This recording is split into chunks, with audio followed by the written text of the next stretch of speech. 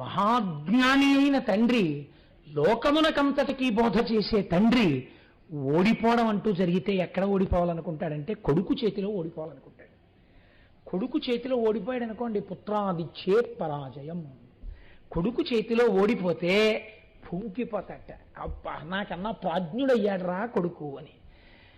సుబ్రహ్మణ్యుడు ప్రాజ్ఞుడై తండ్రిని సంతోషపెట్టాడు, అంతేకాని తండ్రికి తెలియనివన్నీ శివుడికి చెప్పాడు, శివుడికి తెలియదు, కింద కూర్చున్నాడు, ఆయన పైన కూర్చున్నాడు, నేను చెప్తాను కింద కూర్చో అన్నాడు. ఇలాంటి మాటలు చెప్పకూడదు.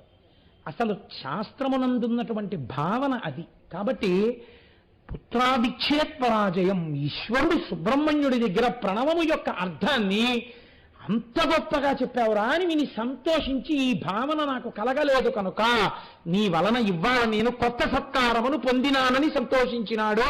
కాబట్టి అది స్వామిమలై క్షేత్రము.